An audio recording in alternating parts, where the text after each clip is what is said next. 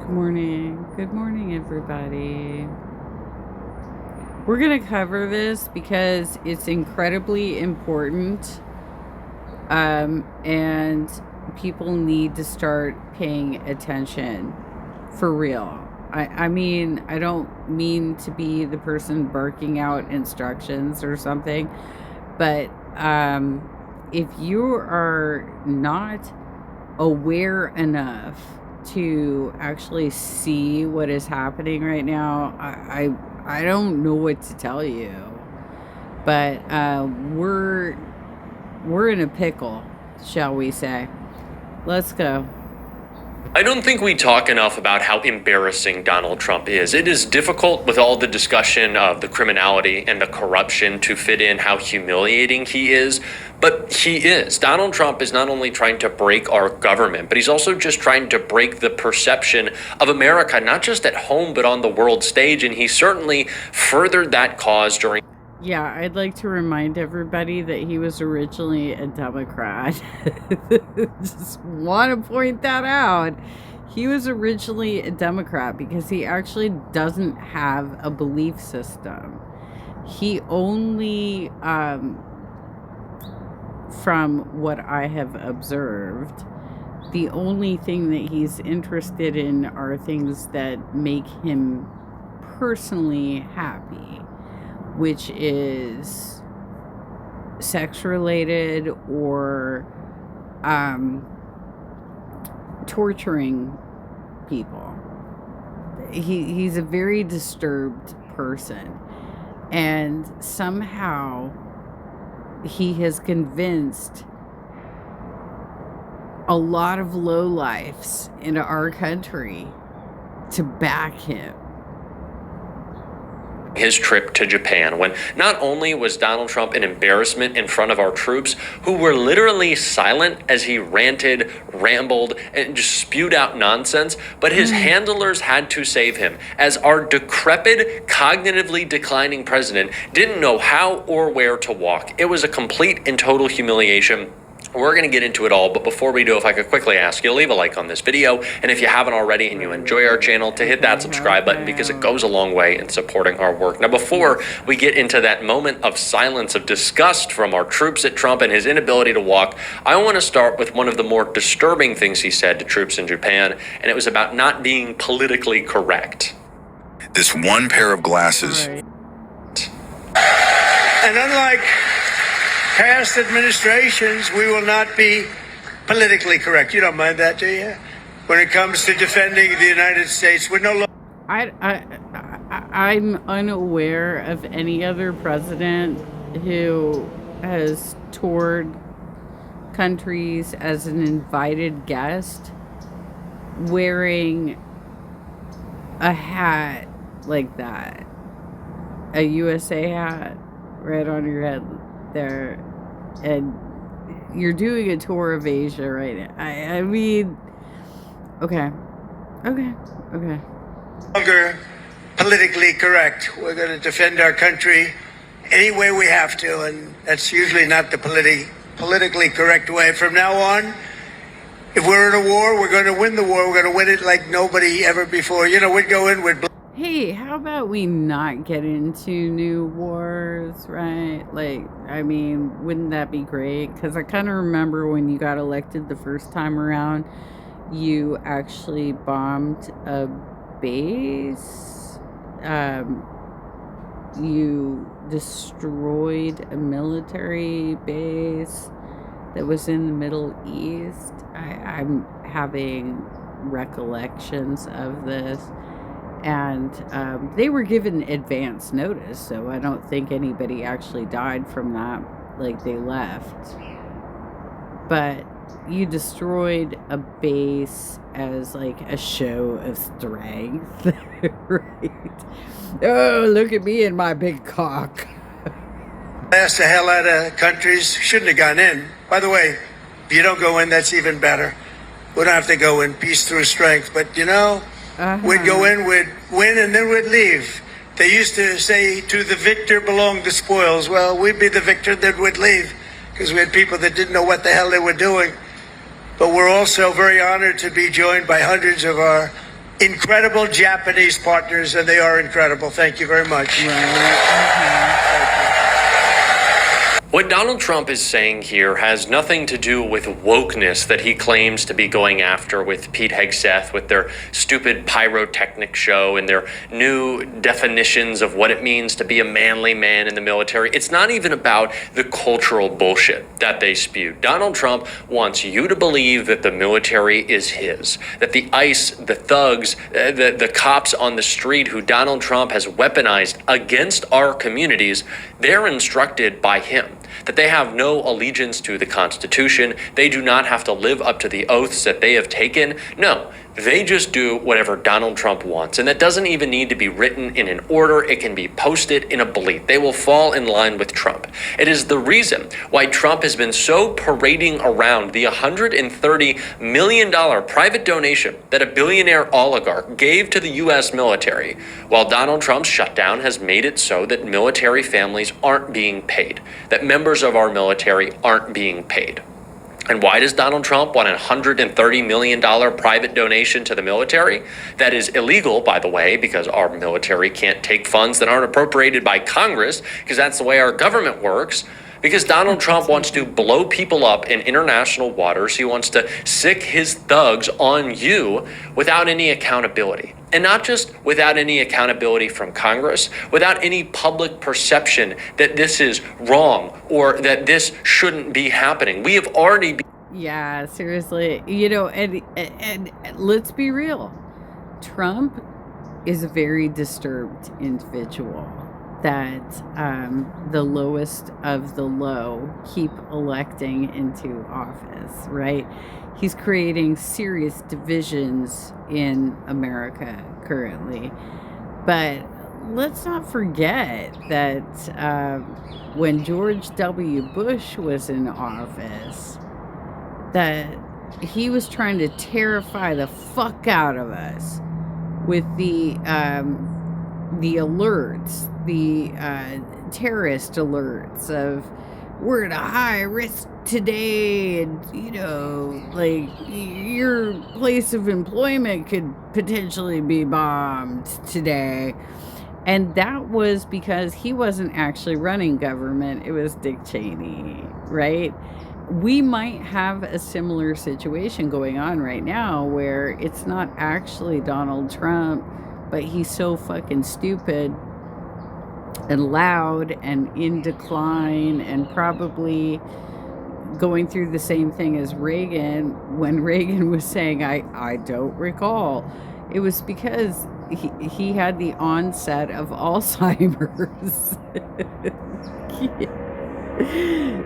Donald Trump is in serious decline, and there's speculation that he recently had a stroke, and that's why half of his body is not working properly right now. But I was talking about this with my mom the other day, and I'm like, yeah, back in the aughts, I had a desk calendar that had Bushisms, because George Bush was he was not qualified to be a president. Like, if you go back and look at his history, he somehow got out of doing any service because he took some job that he never showed up to, flying planes or something. I mean, like, there's a whole story behind George W. Bush and when he was in office, he was more concerned with letting other people actually run the country, like Dick Cheney, right? And then, but he's hilarious. I mean, like, he's a lovable, hilarious guy. He just wasn't qualified for the job, right? And on top of it, he comes out and he's like, oh, I get to produce all this art, right? So he's doing painting now. He's painting. And it's the most weird, cartoonish bullshit. It's not something, it's certainly not like anything that, it's not Georgia O'Keeffe, it's not Ansel Adams worthy. This is not like quality art, but the fact that he served as a two-term president means that those Joker ass paintings he's doing are actually going to be worth some money. But I'll tell you, I'm going to try and dig it up to include in this video the unveiling of his and his wife Laura's portraits at the White House, because that was fucking hilarious, you guys. Become so numb to troops on our streets, we can't allow this to happen. It's not about politically correct. It is about Donald Trump deciding that he owns the military. And we cannot allow that to happen, especially when he's such a fucking embarrassment in front of the military that they wouldn't even respond to his nonsensical diatribe right here. Gulf to what is now known as the Gulf of America. Isn't it nice? They say it now routinely. I heard the news today. The Gulf of America, weather is wonderful. They don't say it with a smile. It's called the Gulf of America. How did that happen, right? And it took me, for many years I said, why is it called the Gulf of Mexico when we seem to have the shore? Well, we do. We have 92% of the shoreline. So I said, when we... Wait, I'm sorry. Where did you come up with your numbers? We have 92% of the shoreline of the Gulf of Mexico. That's what he just said, you guys. That's what he said. I would like to see somebody who actually has measured that particular body of water to tell me that is a true statement, because I just see that as physically impossible. It's not 92% Trump. Are you for fucking real? Take it back, not if, when. Too big to rig. We made it too big to rig. I said, get out and vote. Too big to rig. Make it that way. I said, I'm going to change it. And one of the first things I did is I changed it. Nobody could even fight it. They tried. We got sued all over the place. We won every suit. And it's now officially the Gulf of America. Isn't that nice? But our sailors have...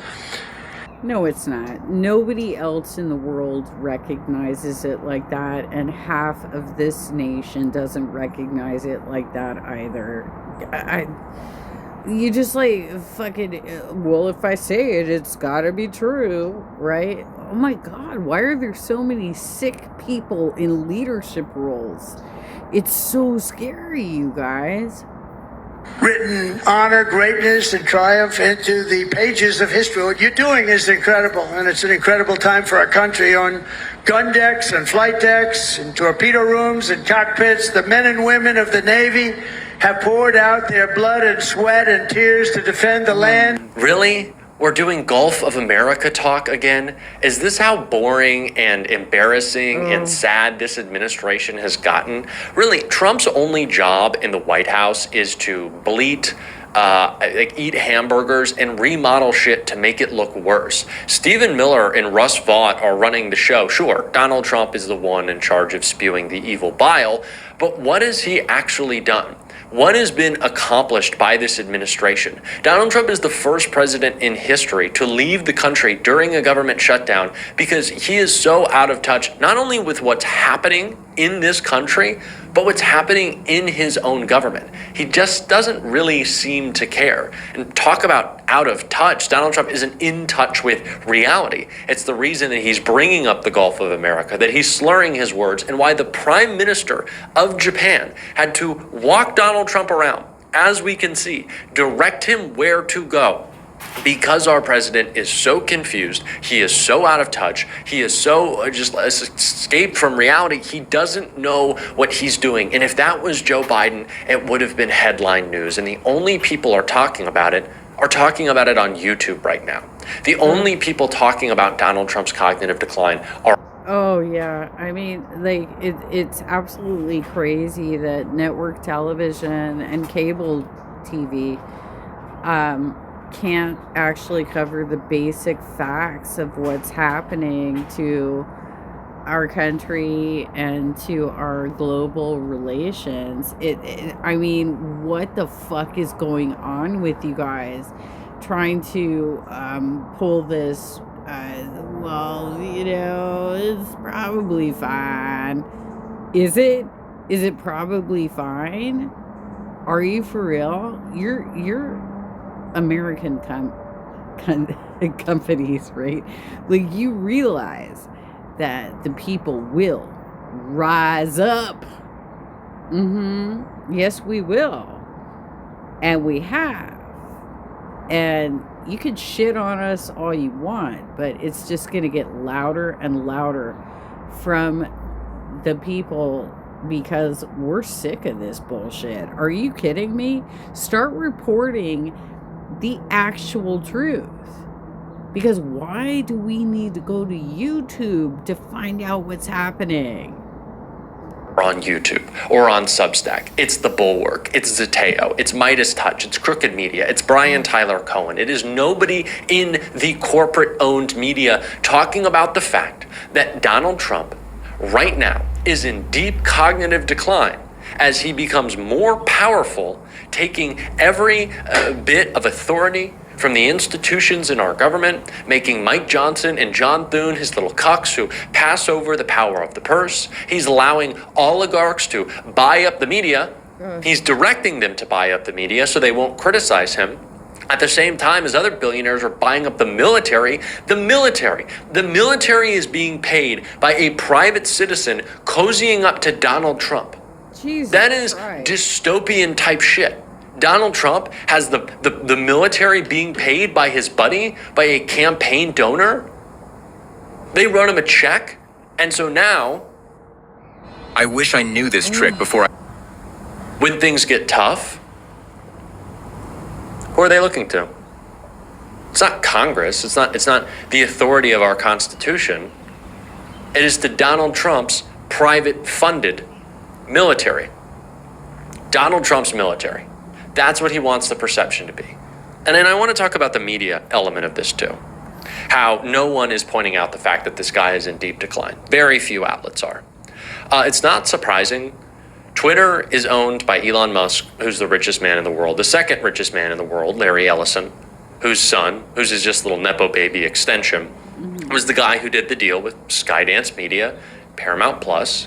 We saw that merger, which took over CBS, took over Stephen Colbert's show, got him canceled, now has Margaret Brennan grilling Hakeem Jeffries, asking him why Democrats are election deniers, because Barry Weiss, who runs the Zionist fucking Islamophobic Free Press, got her shitty little media outlet bought for $150 million when it barely scratches the surface of the type of views that this channel gets in an hour. Yeah, I covered an event many years ago where Abby Martin spoke, and she is an extremist, I would say. In my opinion, in my humble opinion, she was an extremist trying to say that Hamas is peaceful, blah, blah, blah, right?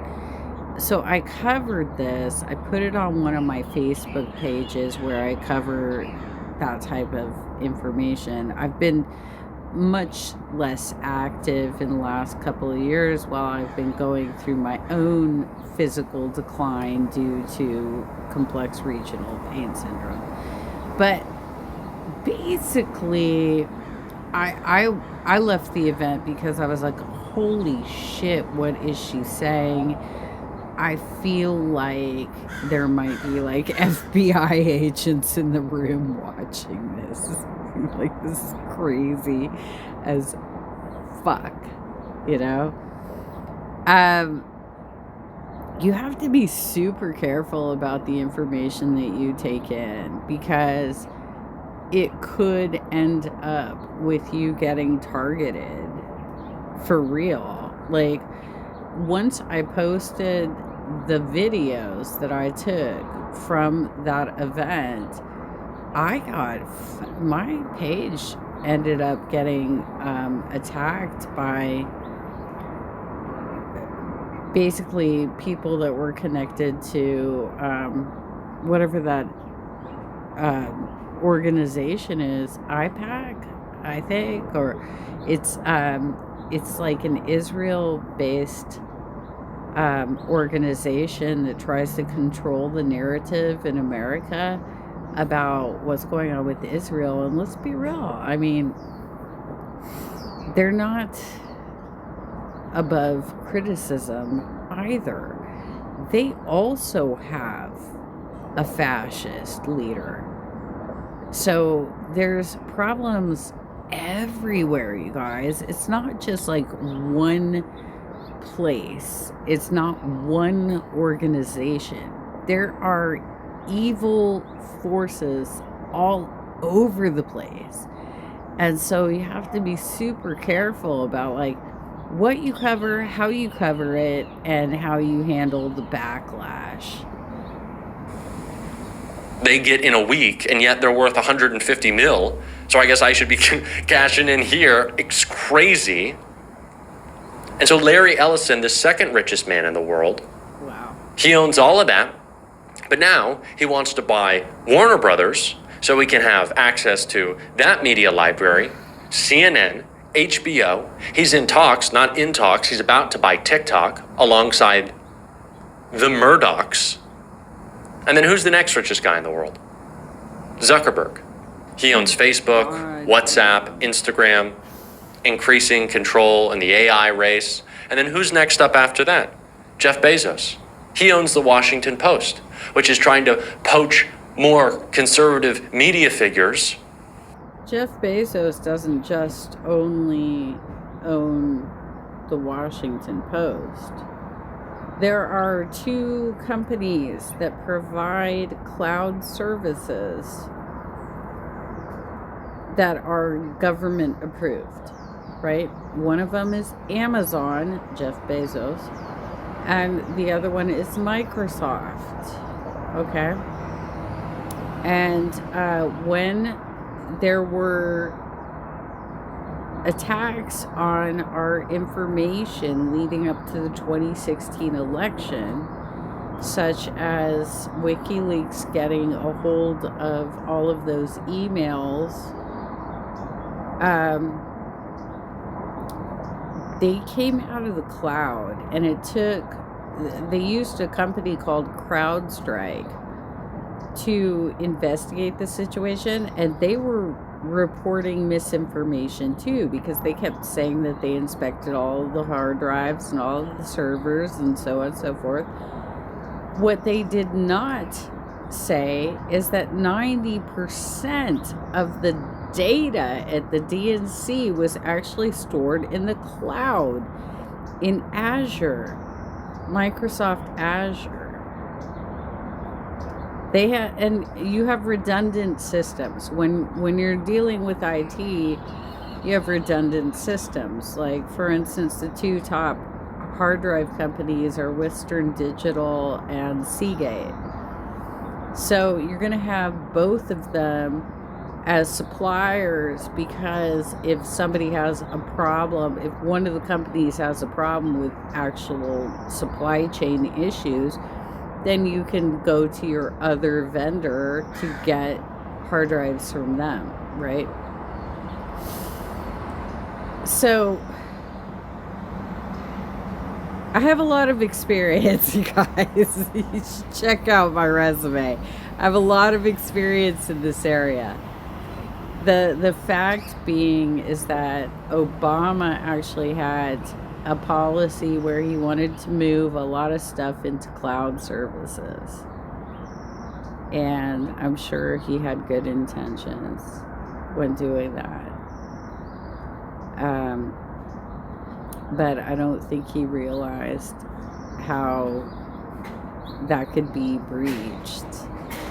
So one of the first breaches for these cloud services in regards to election information was, I think it was like the CIA or the FBI or something like that. Their cloud services were violated, and it gave away a lot of information about our spies that were abroad. Their names, their faces, their fingerprints, all of it, right? So it exposed our spy network. That was one of the first breaches. The second one was John Podesta, right? The second big one was John Podesta, and that was mostly just petty gossip. It was just seeing the inner workings of people who felt that they were superior, and there wasn't anything in those WikiLeaks drops that actually pointed to criminal activity. It was just petty people, but it was the entire month of October leading up to the presidential election.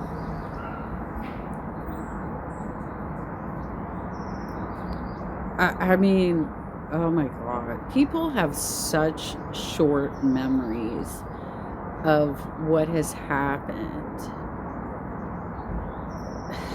All right.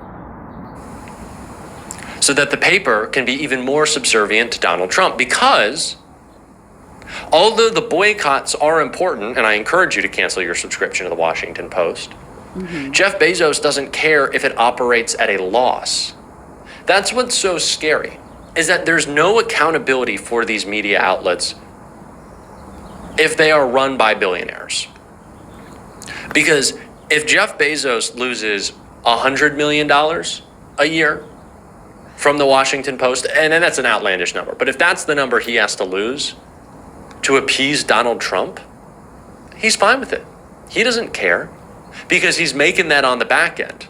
The subsidies that the Trump administration will give him, the corruption he's allowed to go forward with, union busting, attacks on worker rights. Jeff Bezos is fine to lose a little bit of money on the Washington Post. That's what's happened to our media. It's not about truth. It's about servicing billionaires, and a very, very small group of them. The media is not liberal. It has never been. It is corporate. And some of the most disingenuous corporate actors in it need to be called out more. And that is exactly what Lawrence O'Donnell did to Scott Jennings right here. Wow. Do you know what eating The CNN regime then realized that was a mistake. And they stopped doing it. They stopped paying for lies. But then CNN got a new head. The head of CNN for the last 3 years, hired by the Trump-supporting owner and operator of CNN, is an English. Hey guys, I gotta pause for a minute because the work crew's back to keep working on my balcony. Okay, so the work crew's back. And it sounds like finally the HOA has given them a pool key so that they can actually use the restroom while they're working, because they're here for hours, you guys. Oof. Okay, let's continue. Who thinks paying Scott Jennings to lie about Donald Trump is money very well spent. Scott Jennings, who used to be an aide to Senator Mitch McConnell, was not always a rabid, lying Trump supporter. When he first started appearing on television, he was capable of criticizing some of the more extreme Trump positions, but Scott Jennings figured out where the money is and how he could get his own podcast, and decided to become the J.D. Vance of CNN. When I talk and complain about, rightfully, the corporate media, the mainstream media on this show every day, I want you to know that I'm never talking about Lawrence O'Donnell. This is someone who has been, from the beginning, talking about Donald Trump's relationship with Jeffrey Epstein, who has been talking about Donald Trump's cognitive decline, who has been just as hair on fire as he needed to be about the fascist regime that was incoming. When people told us, we can give an extra $50 billion to ICE, we can allow them to be Wait, are we talking about the reporter, or are you saying Epstein said that? Wait. I might need to watch that back. Funded like the fifth largest military in the world, the Democrats who voted for the Lake and Riley Act, and it'll be fine. When we told them they were being short-sighted, Lawrence O'Donnell was there. Oh, Sally is bothered by the work crew. Hang on, you guys.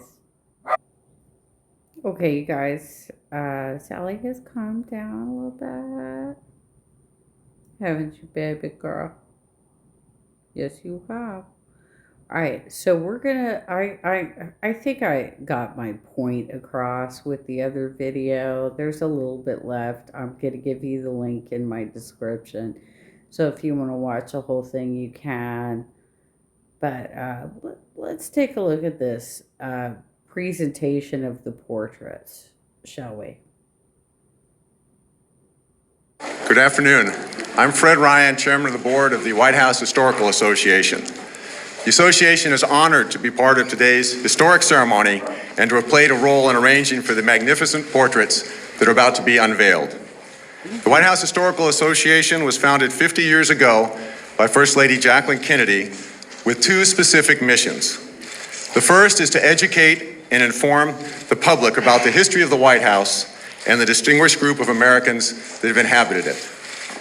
In this regard, did you notice that was something that Jackie Onassis started? It's no wonder Trump has like weird grudges, you guys. All right, let's go. is an exciting time for us as we mark our 50th anniversary campaign for White House history. To the north of the White House, at historic Decatur House, we have just launched the new David Rubenstein National Center for White House History. And next year, to the south of the White House, we will open a newly redesigned White House Visitors Center.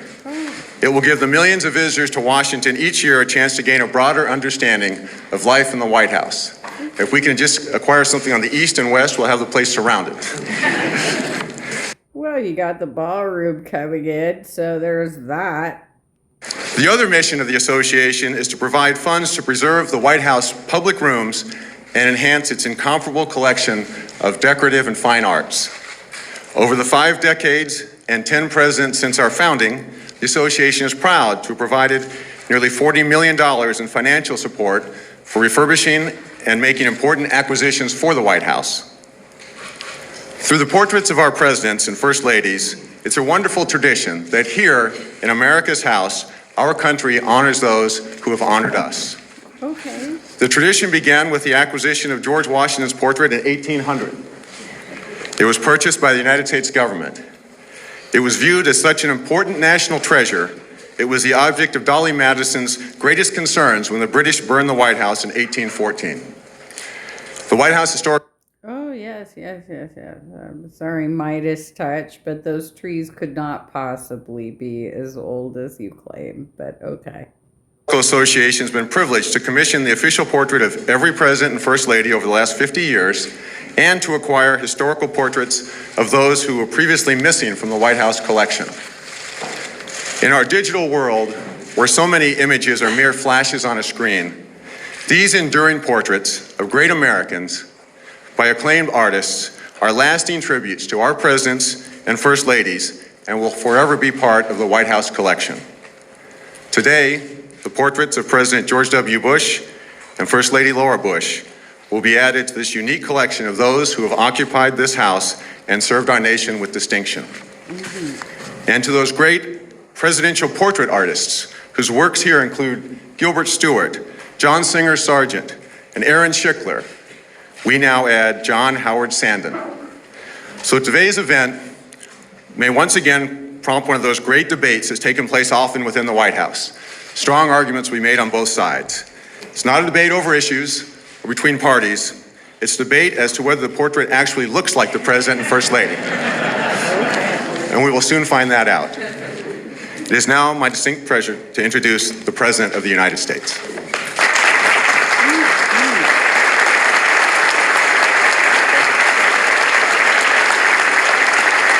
Thank you. Thank you so much. Thank you. And I want to point out that when President Obama ran for his first term, not once did he play the "I'm black, I will be the first black president in history." No, honey, no, there's a work crew. I get you. Um, he never pulled that card, not once. And so when he finally did get elected, I know I broke down in tears, and I'm not the only one, because it was so significant. Please, everybody have a seat. Well, good afternoon, everybody. Thank you, Fred, for that introduction.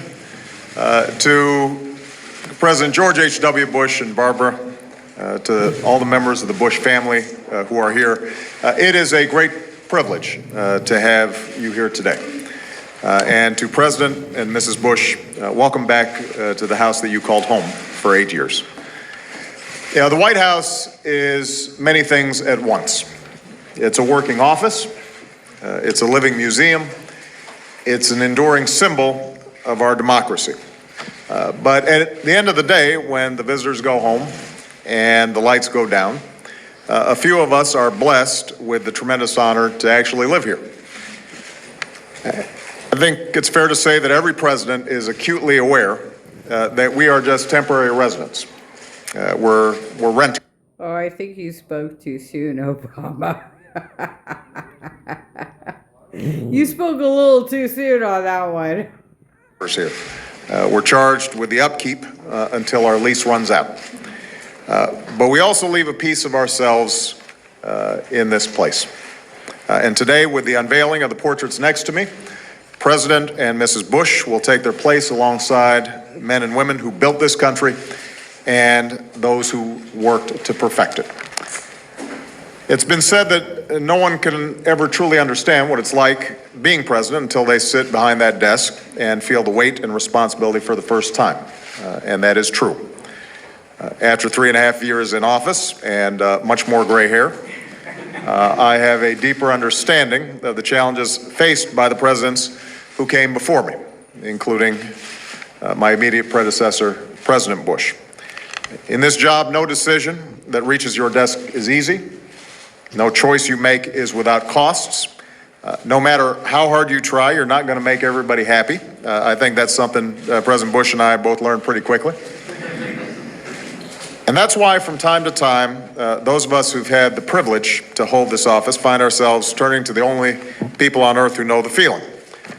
We may have our differences politically, but the presidency transcends those differences.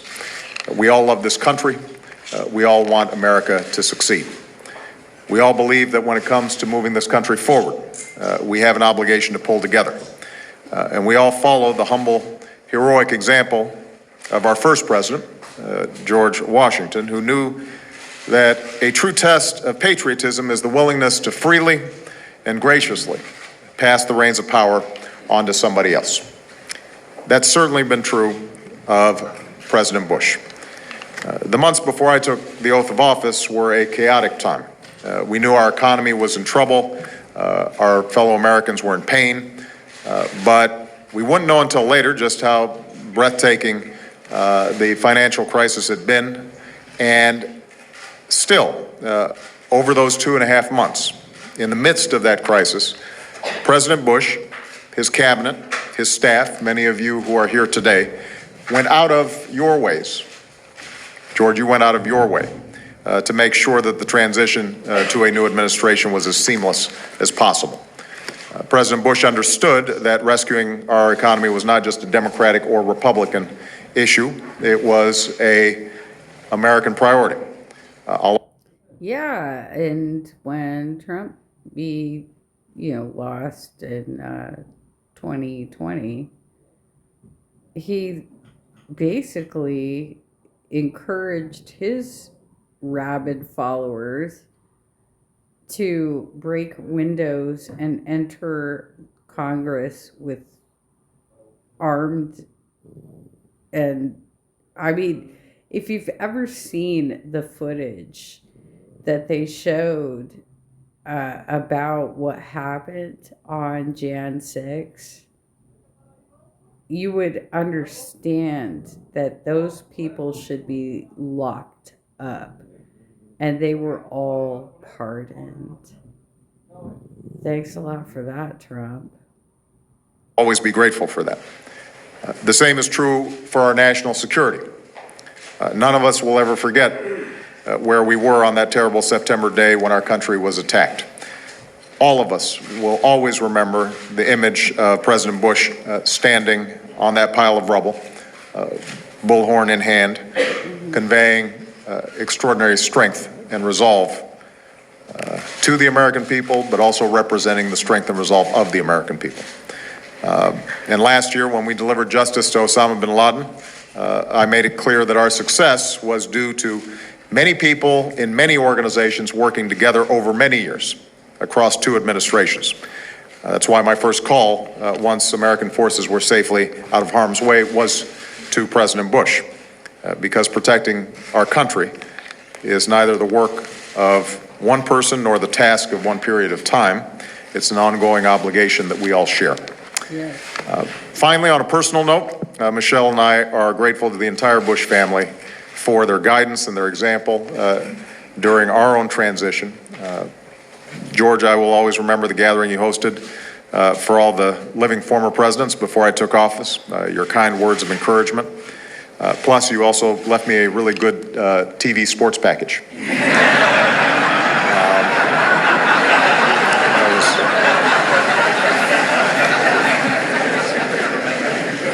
I use it.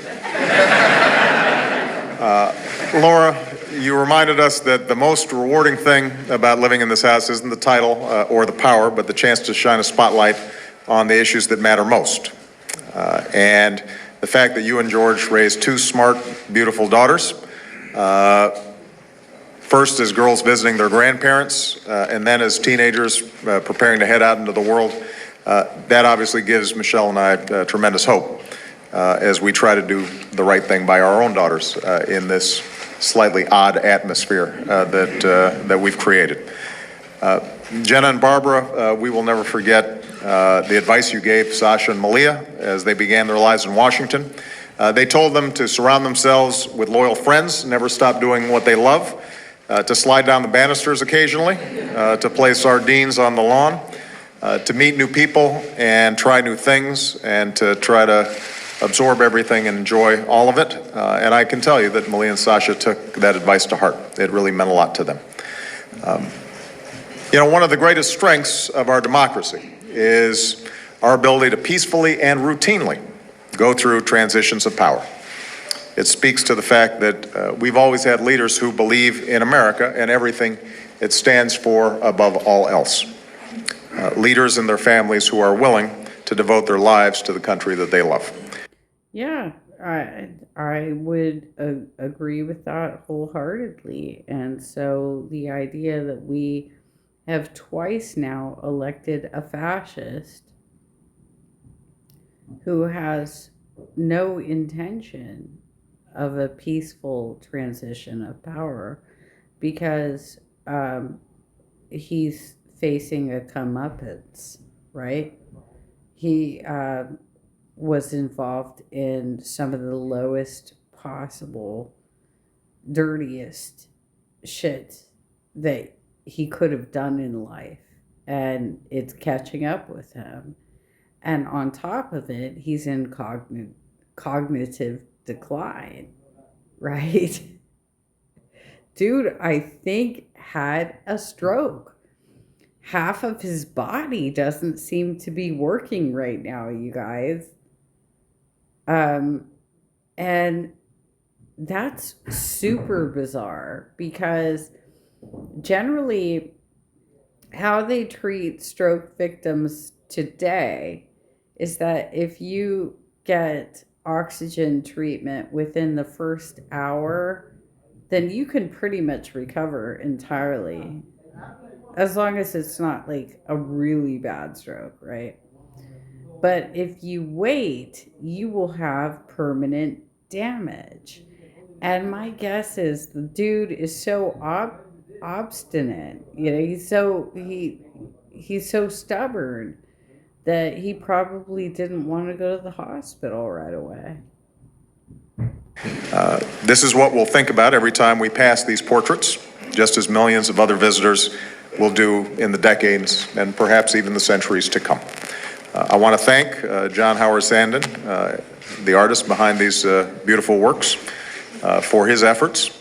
And on behalf of the American people, I want to thank most sincerely President and Mrs. Bush for their extraordinary service to our country. And now I'd like to invite them on stage to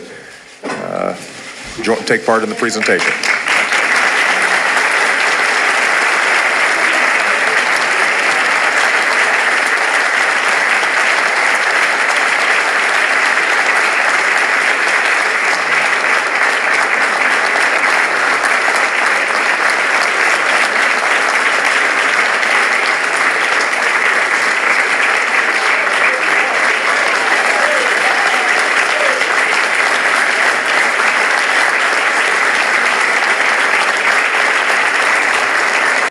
It's nice. I mean, I think it's a good likeness of him.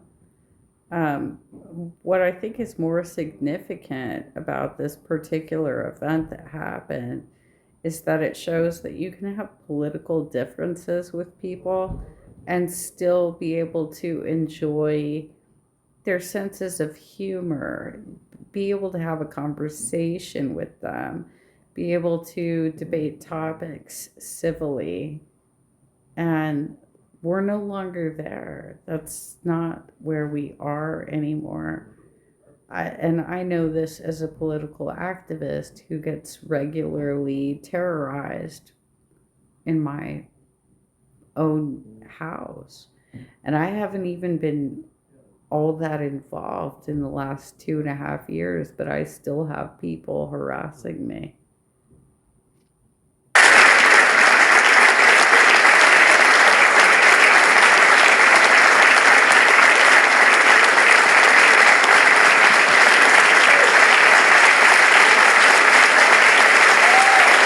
I don't know if you've seen the pictures of all the presidents that are in the White House currently today, but the one that Trump put up of Biden is fucking disgusting.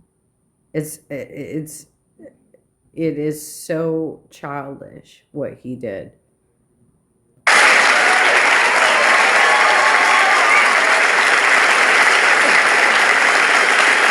Thank you. Sit down.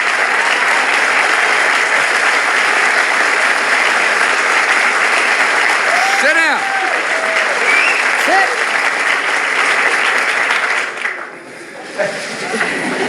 Behave yourselves. Mr. President, thank you for your warm hospitality. Madam First Lady, thank you so much for inviting our rowdy friends to my hanging. Laura and I are honored to be here. Mr. Vice President, thank you for coming. We are overwhelmed by your hospitality, and thank you for feeding the Bush family, all 14 members of us who are here. I want to thank our girls for coming. I thank Mom and Dad, brother, sister, in-laws, aunts, and uncles.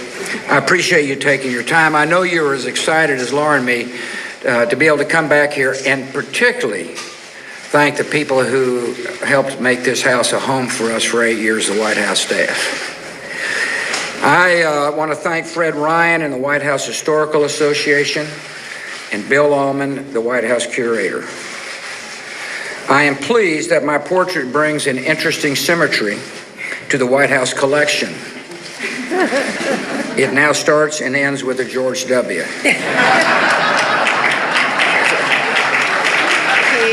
When the British burned the White House, as Fred mentioned, in 1814, Dolly Madison famously saved this portrait of the first George W. Now, Michelle, if anything happens, there's your man.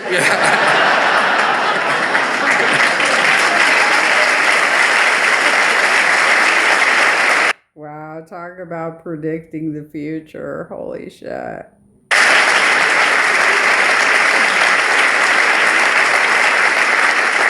I am also pleased, Mr. President, that when you are wandering these halls as you wrestle with tough decisions, you will now be able to gaze at this portrait and ask, what would George do?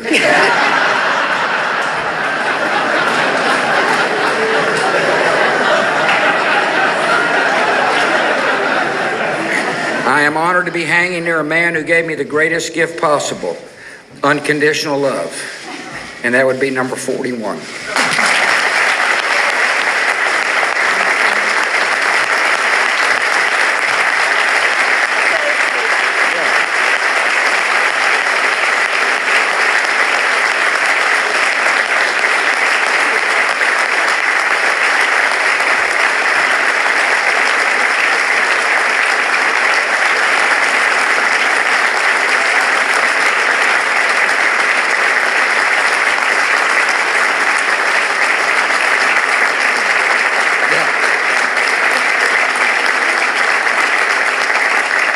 I want to thank John Howard Sandin for agreeing to use his considerable talents to paint my likeness.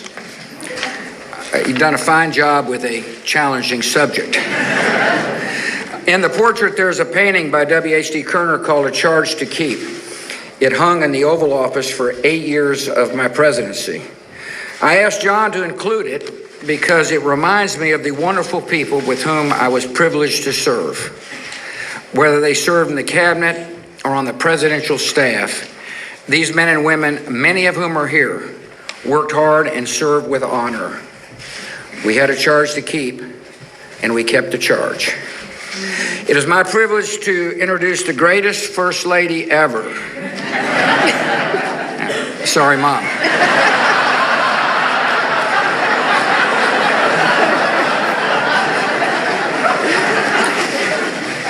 Would you agree to a tie? A woman who brought such grace and dignity and love in this house.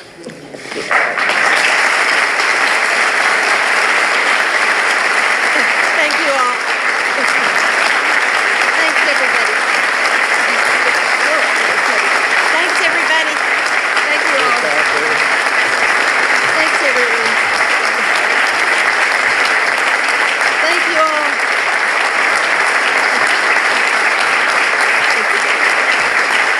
Okay, that's enough. Thank you very much. Thank you, darling. Yeah. Thank you, President and Mrs. Obama. Thank you for your kindness and your consideration today. And it was really gracious of you to invite us back to the White House to hang a few family pictures.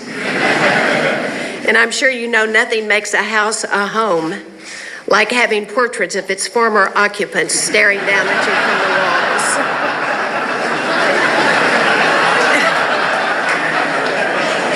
They are so funny. I can't. They totally remind me of relatives within my own family who are staunchly Republican.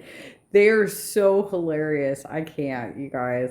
This is not the first time I've had the opportunity to confront an artistic likeness of myself. A few years ago, just after the 2008 election, a friend sent me something he'd found in the gift shop of the National Constitutional Center in Philadelphia. It was a Laura Bush bobblehead doll. He said he found it on the clearance shelf. But I'm flattered and grateful to know that this particular work has a permanent home, and thanks to the masterful talent of John Howard Sandin, I like it a whole lot better than I do that bobblehead doll. Thank you very much, John Howard Sandin. You're terrific to work with, and thanks to Elizabeth and your family who've joined you today. Thank you very, very much, John. Okay, well, I think I got the point across here that we used to actually be cordial to each other, even if we disagreed politically speaking, that we could enjoy each other's differences. And now Trump has created a situation where he's at war with his own people.